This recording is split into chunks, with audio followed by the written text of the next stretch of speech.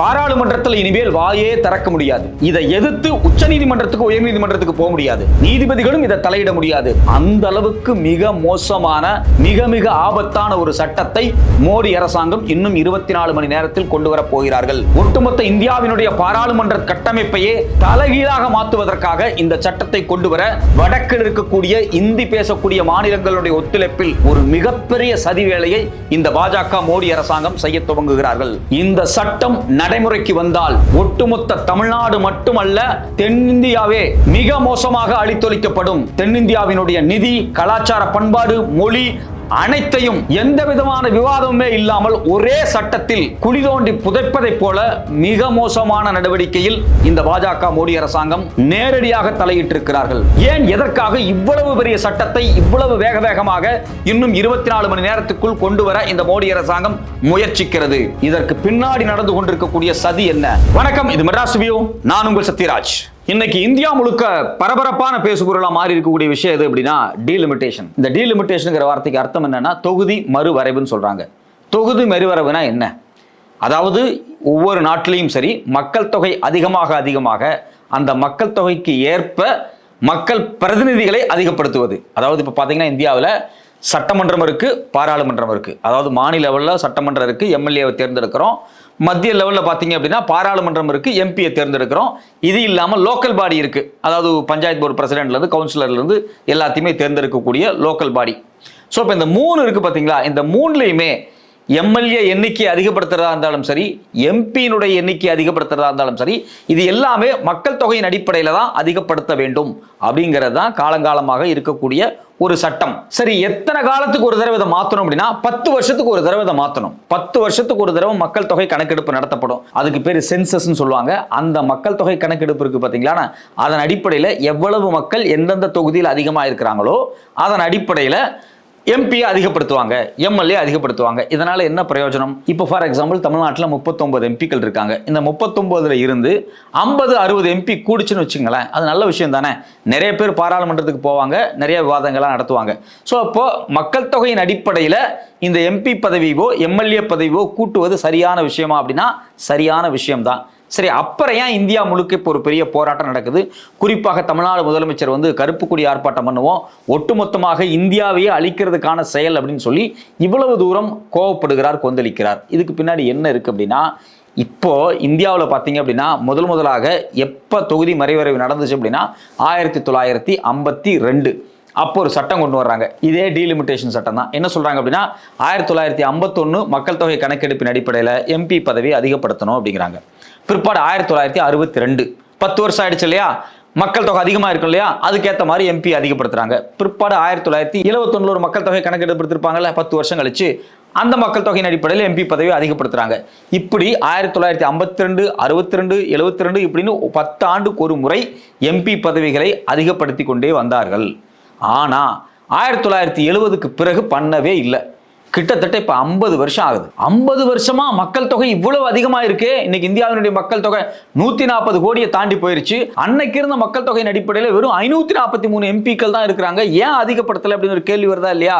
இந்த கேள்விக்கான விடை தெரிஞ்சால் மட்டும்தான் தமிழ்நாடு முதலமைச்சர் ஏன் இவ்வளவு கோவப்படுறாங்க, தென்னிந்திய மாநிலங்கள்லாம் ஏன் கொந்தளிக்கிறாங்க அப்படிங்கிறதுக்கான அர்த்தமே புரியும். அதாவது 1970களில் இந்தியா முழுக்க ஒரு சட்டம் வருது. அது என்ன அப்படின்னா குடும்ப கட்டுப்பாடு சட்டம் திட்டம் அப்படிம்பாங்க. அதாவது இந்தியாவில் இருக்கக்கூடிய மக்கள் குடும்பங்கள் 2 குழந்தைக்கு மேல பெத்துக்க கூடாது, 2 குழந்தைக்கு குறைவா பெத்துக்குங்க போதும். 2 குழந்தைகளுக்கு மேல பெத்துக்கிட்டா இந்த நாட்டில் பல்வேறு சிக்கல்கள் இருக்கு, வளங்கள் இருக்கு, எல்லாமே பெரிய சிக்கல்ல போய் முடிஞ்சதுனால குடும்ப கட்டுப்பாடுங்கிற பேரில் மக்கள் தொகையை கட்டுப்படுத்தினாங்க. இந்த மக்கள் தொகை கட்டுப்படுத்துதல் திட்டம் அப்படிங்கிறது மத்திய அரசாங்கம் கொண்டு வந்துச்சு, காங்கிரஸ் அரசாங்கம் கொண்டு வந்தாங்க, இந்திரா காந்தி கொண்டு வந்தாங்க. இதை எல்லா மாநிலமும் இம்ப்ளிமெண்ட் பண்ணணும்னு சொன்னாங்க. இந்தியா முழுக்க இந்த திட்டத்தை பரவலாக்குனாங்க. நீங்க பழைய தமிழ் படங்கள்ல பாத்தீங்க அப்படின்னா குடும்ப கட்டுப்பாடு குறித்து நிறைய சிம்பிள்ஸா இருக்கட்டும், நிறைய வாக்கியங்களா இருக்கட்டும், இல்ல அது குறித்தான உரையாடலா இருக்கட்டும், எல்லா படத்துலையுமே வரும். குறிப்பாக 70, 80களில் வந்த படமா இருக்கட்டும், 90களில் வந்த படம் வரைக்கும் இது பரவலா பேசப்பட்டுச்சு. சரி, மத்திய அரசாங்கம் சொல்லிருச்சு நாமெல்லாம் 4 குழந்தை பெற்றுக்கூடாது, 5 குழந்தை பெற்றுக்கூடாது, 2 குழந்தை பெற்றுக்கிட்டா போதும் அப்படின்னு எல்லா மாநிலத்திலையும் இந்த திட்டத்தை கடைபிடிக்க ஆரம்பிச்சாங்க. இங்கே தான் பிரச்சனையே உருவாச்சு. இந்த திட்டத்தை எல்லா மாநிலமும் கடைபிடிச்சாங்க. ஆனால் ரொம்ப ஸ்ட்ரிக்டாக ரொம்ப கரெக்டாக ஃபாலோ பண்ண மாநிலங்கள் யாருன்னு பார்த்தீங்கன்னா தென்னிந்தியா மட்டும்தான். அதில் குறிப்பாக தமிழ்நாடு, கேரளா, ஆந்திரா, தெலுங்கானா, கர்நாடகா இது மாதிரியா இருக்கக்கூடிய இந்த 5 மாநிலங்கள் என்ன பண்றாங்க அப்படின்னா ரொம்ப ஸ்ட்ரிக்டா குடும்ப கட்டுப்பாடு திட்டங்களை வந்து ஃபாலோ பண்றாங்க. அது வரைக்கும் 4 குழந்தை அப்படின்னு இருந்தவங்க எல்லாருமே 2, 1 அப்படிங்கிற இடத்துக்கு வந்துட்டாங்க. ஆனா வட இந்தியாவில் இதை யாரும் ஃபாலோ பண்ணலை. இதை எஃபெக்டிவாக அங்கிருந்து அரசாங்கம் நடைமுறைப்படுத்தவே இல்லை. பீகாரா இருக்கட்டும், இல்லை வந்து உத்தரப்பிரதேசா இருக்கட்டும், ராஜஸ்தானா இருக்கட்டும், மத்திய பிரதேசா இருக்கட்டும், இல்லை மற்ற மாநிலங்கள் எல்லாமே 4 குழந்தை பெற்றுக்கிறது அப்படிங்கிறது ரொம்ப காமனான விஷயமா மாறிடுச்சு. அங்க வந்து மக்கள் தொகை பெருக்கியும் அதிகமாயிட்டே இருந்துச்சு. இங்க தென்னிந்தியாவில் மக்கள் தொகை அதிகமானாலும் ஆனா வட இந்தியாவை கம்பேர் பண்ணும்போது ரொம்ப ரொம்ப ரொம்ப ரொம்ப குறைவா இருக்கு. ஏன்னா அவங்க 4 குழந்தை பெற்றாங்க, இவங்க 2 குழந்தை பெற்றுக்கிட்டு இருக்காங்க. இந்த 50 வருஷத்துல வட இந்தியாவினுடைய மக்கள் தொகை அதிகமாகி தென்னிந்தியாவினுடைய மக்கள் தொகை குறைஞ்சிருச்சு. அதாவது இன்னும் ரொம்ப துல்லியமா சொல்ல போனா 1971 வட இந்தியாவில் இருக்கக்கூடிய இந்தி பேசக்கூடிய 5 மாநிலங்கள் இருக்காங்க இல்லையா, நான் சொன்னேன் உத்தரப்பிரதேசம், பீகார், ஜார்க்கண்ட், மத்திய பிரதேசம், இந்த ஹிந்தி பெல்ட். இந்த ஹிந்தி பெல்ட் இந்தியாவினுடைய மொத்த மக்கள் தொகையில 100% மக்கள் தொகை இருக்கு பாத்தீங்களா இந்தியாவினுடைய மக்கள் தொகையில, அதுல 37.9 அதாவது 38% இருந்தாங்க. இப்ப எவ்வளவு இருக்காங்க அப்படின்னா கிட்டத்தட்ட பாத்தீங்கன்னா 43% இருக்கிறாங்க. அப்படியே 5% அதிகமாயிட்டாங்க. ஆனா இந்தியாவினுடைய மொத்த மக்கள் தொகையில தென்னிந்தியான்னு சொல்லக்கூடிய நம்ம 5 மாநிலம் இருக்கு பாத்தீங்களா, இது 1971 எவ்வளவு இருந்துச்சு அப்படின்னா 25% இருந்துச்சு. இப்போ பாத்தீங்கன்னா வெறும் 19% குறைஞ்சிருச்சு. அப்போ வட இந்தியாவில் இருக்கக்கூடிய மக்கள் ஒட்டுமொத்த இந்திய மக்கள்ல அதிகமாயிட்டே இருக்கிறாங்க, தென்னிந்தியாவில் குறைஞ்சிக்கிட்டே இருக்கு. இதனால இன்னைக்கு மோடி அரசாங்கம் வந்து உட்கார்ந்து என்ன சொல்றாங்க அப்படின்னா மக்கள் தொகை அதிகமாயிருக்கு, மக்கள் தொகையின் அடிப்படையில் எம்பி பதவியை நாங்கள் பிரிக்க போறோம் அப்படிங்கிறாங்க. இது எந்த வகையில நியாயம் அப்படின்னு நம்ம கேட்கிறோம். ஏங்க நீங்க ஒரு திட்டத்தை கொண்டு வந்தீங்க, மக்கள் தொகையை கட்டுப்படுத்த சொன்னீங்க, குடும்ப கட்டுப்பாடு பண்ண சொன்னீங்க, நாங்கெல்லாம் குடும்ப கட்டுப்பாடு பண்ணணும், 2 குழந்தையை தாண்டி போகலை, இதனால எங்களுக்கு இன்னைக்கு எம்பி பதவி குறையுது. ஆனா பீகாரும் உத்தரப்பிரதேசம் நீங்க சொன்ன பேச்ச கேட்கல, எந்த திட்டத்தையும் நடைமுறைப்படுத்தலை. ஆனால் அவங்களுக்கெல்லாம் வந்து நீங்கள் எக்ஸ்ட்ரா கொடுப்பேன் அப்படின்னா இது எந்த வகையில் நியாயம் அப்படிங்கிறது தான் தென்னிந்தியாவினுடைய ஒரே ஒரு முக்கியமான கேள்வியாக இருக்குது. ஃபார் எக்ஸாம்பிள் பீகாரையும் தமிழ்நாட்டையும் நம்ம ஒப்பிட்டு பார்த்தா உங்களுக்கு இந்த விஷயம் இன்னும் ரொம்ப தெளிவாக புரியும். 1971 மக்கள் தொகை கணக்கெடுப்பின்படி தமிழ்நாட்டினுடைய மக்கள் தொகை 4.1 கோடி. அதே போல் பீகாருடைய மக்கள் தொகை 4.2 கோடி. ஒன்றும் பெரிய வித்தியாசம்லாம் இல்லை. நமக்கு 39 எம்பி கொடுத்தாங்க 1971 இந்த 4 கோடிக்கு ஏற்ற மாதிரி. பீகாருக்கு எவ்வளவு கொடுத்தாங்க அப்படின்னா 40 எம்பி கொடுத்தாங்க. ஆல்மோஸ்ட் 2 ஒன்று தானே, பீகாரும் தமிழ்நாடும் ஒரே மக்கள் தொகை தான், ஆல்மோஸ்ட் இன்னொரு 10 லட்சம் வித்தியாசம் அவ்வளவுதான். எப்போ 1971. இப்போ 2025 ஒரு தோராயமான மக்கள் கணக்கெடுப்பு எடுத்து பார்த்தா அதிர்ச்சியா இருக்கு. பீகாருடைய மக்கள் தொகை பார்த்தீங்க அப்படின்னா கிட்டத்தட்ட 12.3 கோடியை தாண்டிடுச்சு. ஆனா தமிழ்நாட்டோட மக்கள் தொகை வெறும் 7.6 கோடி தான். அப்போ கடந்த 50 வருஷத்துல தமிழ்நாடு 4.1 கோடியிலிருந்து 7.6 கோடிக்கு வந்திருக்கு. ஆனால் பீகார் 4.2 கோடியிலிருந்து 12.3 கோடிக்கு அதிகமாயிருச்சு. அப்போ நம்மளை விட பீகார் அதிகமாக டபுள் த மடங்கு அதிகமாக வந்து குழந்தை பெற்று மக்கள் தொகை அதிகமாயிருச்சு. இப்போ வந்து மோடி அரசாங்கம் உட்காந்துட்டு பாருங்க, பீகாரில் மக்கள் ரொம்ப அதிகமாக இருக்கிறாங்க, அதனால் அவங்களுக்கு நாங்கள் எம்பியை கூட்ட போகிறோம். தமிழ்நாட்டில் மக்கள் தொகை ஒன்றும் பெருசாலாம் அதிகமாக இல்லை, 4 கோடியிலிருந்து 7 கோடி தான் அதிகமாக இருக்குது, அதுக்கேற்ற மாதிரி தான் நாங்கள் கொடுப்போம் அப்படிங்கிறாங்க. இதுதான் பிரச்சனையாக மாறுது இன்னைக்கு. அன்னைக்கு மக்கள் தொகையின் அடிப்படையில் பீகாருக்கு 40 எம்பி, தமிழ்நாட்டுக்கு 39 எம்பி. இன்னைக்கு இருக்கக்கூடிய மக்கள் தொகையின் அடிப்படையில் இதை பிரிச்சாங்க அப்படின்னா தமிழ்நாட்டுக்கு 49 எம்பி, 39 49 10 அதிகமாகும். ஆனால் பீகாருக்கு 40 79 அதிகமாகும், கிட்டத்தட்ட 80 எம்பி. அப்படியே டபுள் த அமௌண்ட் அதிகமாகுது அவங்களுக்கு. இதை கேட்கும் போது தான் நமக்கு ரொம்ப அதிர்ச்சியா இருக்கு. என்னங்க நாங்கள் அரசு திட்டத்தை ஃபாலோ பண்ணோம், குடும்ப கட்டுப்பாடு திட்டத்தை ஃபாலோ பண்ணோம், எங்களுக்கு எங்கள் மக்கள் தொகை வந்து கொஞ்சமாக தான் ஏறி இருக்கு அப்படின்னு சொல்லி வெறும் 10 எம்பி தான் நீங்கள் கொடுக்குறீங்க, பீகாருக்கு 40 எம்பி கொடுக்குறீங்களே, இது நியாயமா? இப்போ என்ன ஆகும் இப்படி கொடுத்தா தென்னிந்திய மாநிலங்கள் எல்லாமே வந்து தங்களுடைய ஒட்டுமொத்த மக்கள் பிரதிநிதித்துவ அதிகாரத்தையே இழந்துருவாங்க. பாராளுமன்றத்தில் நம்ம எம்பிக்களே இருக்க மாட்டாங்க. 848 எம்பியாக அதிகப்படுத்த போறதாக மோடி அரசாங்கம் சொல்லியிருக்காங்க. இப்போ 543 இருக்குல்ல, இந்த 543 848 அதிகப்படுத்த போறோம் அப்படிங்கிறாங்க. நீங்க 848 அதிகப்படுத்தினீங்க அப்படின்னா தமிழ்நாட்டுக்கு, கேரளாவுக்கு, ஆந்திராவுக்கு, தெலுங்கானாவுக்கு எல்லா மாநிலத்துக்கும் 1971 என்ன சதவீதம், அதாவது மொத்த மக்கள் தொகையில எத்தனை சதவீதத்தின் அடிப்படையில் எம்பி கொடுத்தீங்களோ அதே அளவு இப்ப கொடுத்தா மட்டும்தான் பார்லிமெண்ட்ல எங்களுக்கு அதிகாரம் இருக்கும். இல்லைன்னா பார்லிமெண்ட்ல நமக்கு அதிகாரமே இருக்காது. நம்ம ஆட்கள் சும்மா போய் பார்லிமெண்ட்ல ஒரு ஓரமா உட்கார்ந்துட்டு எந்திரிச்சு வந்துட வேண்டியதான். ஏன்னா 848 எம்பியில நம்மால் வெறும் 49 பேர் தான் இருப்பான். 49 பேர்த்த வச்சு என்ன பண்ண முடியும்? ஸோ அப்போ பிரதிநிதித்துவம் மிக மோசமாக பாதிக்கப்படுகிறது. ஸோ அப்போ இதுல இருந்து ஒரு விஷயத்தை நாம என்ன தெரிஞ்சுக்கணும் அப்படின்னா, இங்க மக்கள் தொகை அதிகமானதுல ஒரே சீராக அதிகமாகவில்லை. வட இந்தியாவில் வேறு மாதிரி அதிகமாயிருக்கு, தென்னிந்தியாவில் வேறு மாதிரி அதிகமாயிருக்கு, பீகார்ல டபுள் த மடங்கு அதிகமாயிருக்கு, ஆனா தமிழ்நாட்டில் அப்படி ஆகல. ஸோ அப்போ இந்த வேறுபாடை கருத்தில் கொண்டு, இந்த வேறுபாடை உணர்ந்து, இதை மனசுல வச்சுட்டு தான் நீங்க எம்பி பதவியை பிரிக்கணும் அப்படிங்கிறது தான் நம்மளுடைய ஒரே கருத்தா இருக்கு. இதுல இன்னொரு அதிர்ச்சியான விஷயம் என்ன அப்படின்னா, இந்த 848 அதிகப்படுத்தும் போது உத்தரப்பிரதேசத்துக்கு இப்ப 80 எம்பி இருக்கிறாங்க, அது 143 மாறும். பீகாருக்கு 40 இருக்குல்ல, இப்ப அது 79 மாறுது. மத்திய பிரதேசத்துக்கு 29 இருக்கு, அது 52 மாறும். ராஜஸ்தானுக்கு 50 மாறும். ஜார்க்கண்டுக்கு 24, சத்தீஸ்கருக்கு 19.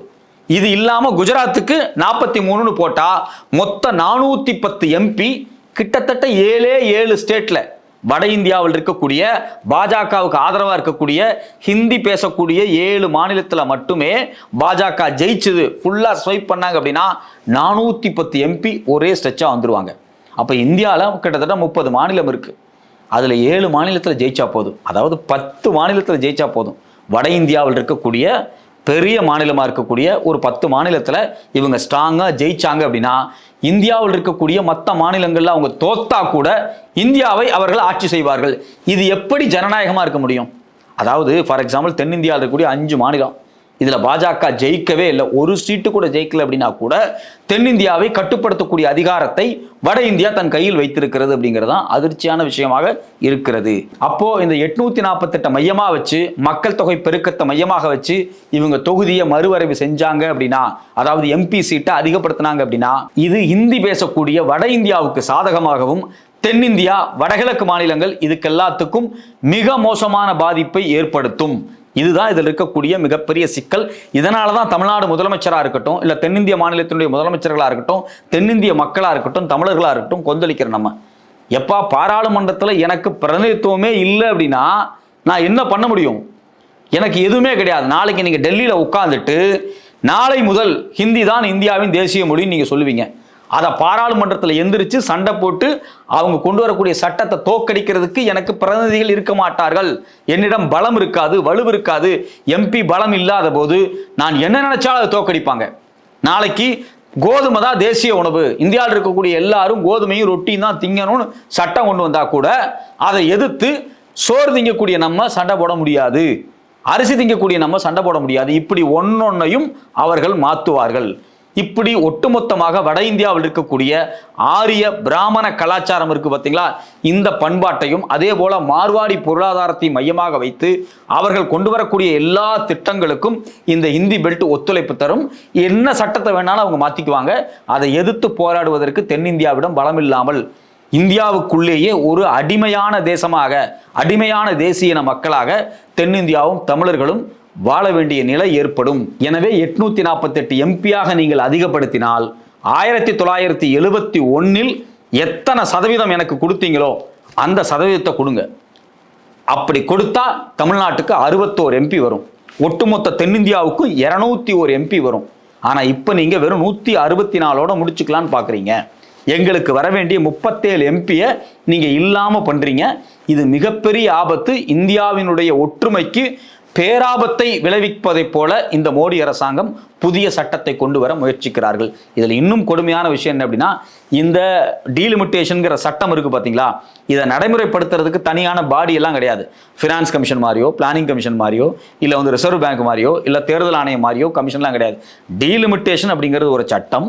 அந்த சட்டத்தின் அடிப்படையில் ஒரு குழுவை உருவாக்குவாங்க. அந்த குழுவில் உச்சநீதிமன்ற நீதிபதிகள் இருக்கலாம், இல்லை ரிட்டையர்டான நீதிபதிகள் இருக்கலாம், தேர்தல் ஆணையத்தை சம்பந்தமான ஆட்கள் இருக்கலாம். இந்த குழுவு உருவாக்கி இந்த குழு ஒரு அறிக்கை தயாரிச்சது பார்த்தீங்களா, இந்த அறிக்கையை பாராளுமன்றத்தில் கொடுத்து அதை அரசு இதழில் வெளிவந்துருச்சு அப்படின்னாலே அது சட்டமாக மாறிடும். பார்லிமெண்ட்ல டிஸ்கஸ் பண்ண வேண்டிய தேவை கிடையாது. எதிர்கட்சி எம்பி ராகுல் காந்தி, இப்போ தமிழ்நாட்டிலிருந்து பொண்ணக்கூடிய அண்ணன் ஆர் ராசாவா இருக்கட்டும், இல்லை கனிமொழி அவர்களாக இருக்கட்டும், எந்த திமுக எம்பியா இருக்கட்டும், காங்கிரஸ் எம்பியா இருக்கட்டும், யாருமே இது குறித்து பாராளுமன்றத்தில் எந்த கருத்துமே சொல்ல முடியாது. அப்படி அவங்க சொல்லக்கூடிய கருத்தை ஏற்றுக்க வேண்டிய அவசியமே கிடையாது. ஏன்னா சட்டம் அப்படி சொல்லுது. சரி, ஓகே, ரைட்டு, பார்லிமெண்ட்ல நமக்கு அதிகாரம் இல்லை, இப்படி இவங்க அநியாயமா டீலிமிட்டேஷனை கொண்டு வர முயற்சி பண்றாங்க, வாங்க நம்ம கோர்ட்டுக்கு போகலாம் அப்படின்னா கோர்ட்டுக்கும் போக முடியாது. நீதிமன்றமும் இந்த டீலிமிட்டேஷனில் தலையிடவே முடியாது.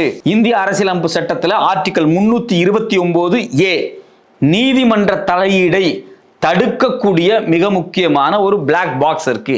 அந்த பிளாக் பாக்ஸுக்குள்ள இந்த டீலிமிட்டேஷன் வருது. ஸோ அப்போ நீதிமன்றம் தலையிட முடியாது, பாராளுமன்றம் தலையிட முடியாது.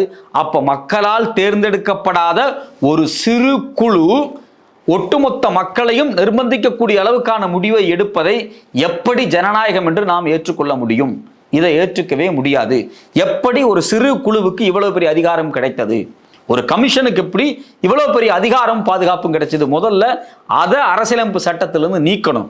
அதாவது இது போன்ற டீலிமிட்டேஷன் வரும்போது அதை பாராளுமன்றத்திலிருந்தே குழுக்கள் நடைமுறை செயல்படுத்தணும்.